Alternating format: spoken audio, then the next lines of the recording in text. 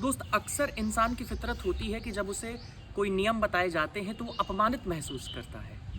आचार्य हमें कहते हैं कि किसी स्त्री को या किसी पुरुष को कैसे रहना चाहिए, कब कब कैसे उसकी परिचर्या होनी चाहिए, उसके एक नियम होते हैं। आपके मन में भी डाउट होता होगा ना कि आज वैक्सीन्स हैं, बहुतों का जीवन उसने बनाया है। क्या पहले लोग किस तरीके से रहते थे, कैसे इन बीमारियों से बचते थे, उसका कोई रीजनिंग होती थी, उसका कोई तरीका होता था? जी हाँ दोस्त, होता था। वही थे परिचर्या। आचार्य हमें समय समय पर परिचर्या बताते हैं कि कैसे किसी स्त्री को रहना चाहिए, कैसे किसी पुरुष को रहना चाहिए। ऐसे ही एक परिचर्या होती है रजस्वला परिचर्या, यानी कि मेंस्ट्रुएटिंग वुमेन को कैसे रहना चाहिए। आज कंपनी, सैनिटरी नैपकिन्स की कंपनी खास तौर से आपको ये बताने में लगी हुई है कि एक स्त्री को पीरियड्स के दौरान ऐसे रहना चाहिए जैसे वो पहले कभी थी ही नहीं, बट इन नेगेटिव डायरेक्शन। पहाड़ चढ़ने की हिदायत देती है आज की सैनिटरी नैपकिन्स की कंपनियां।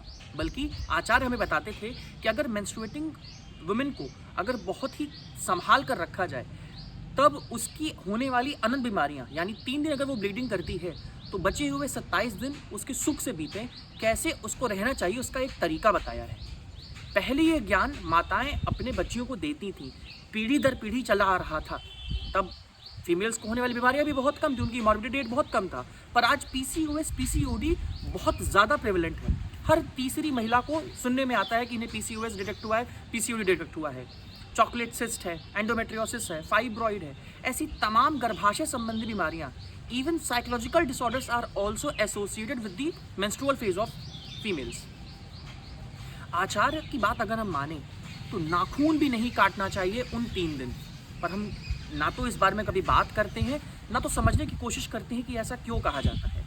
आपके नाखून, आपके बाल, आपकी स्किन, सब कुछ, आपकी आंखें, सब कुछ बहुत ही सेंसिटिव अवस्था में रहती हैं जब मेंस्ट्रुअल फेस आ रहा होता है, ब्लीडिंग फेस आ रहा होता है।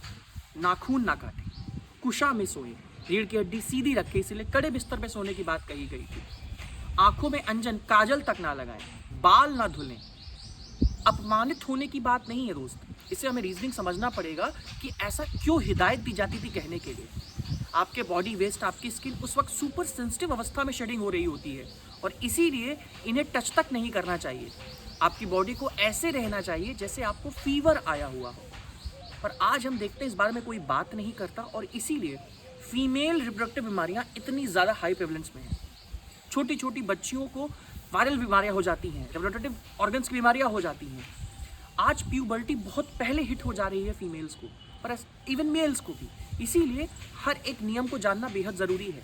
जैसे स्त्री के नियम होते हैं, वैसे पुरुष के नियम होते हैं। हर एक फेस के अपने एक नियम होते हैं और इनका मकसद सिर्फ ये होता है आपकी लाइफ बहुत ही खूबसूरत और स्वास्थ्य के साथ बीते।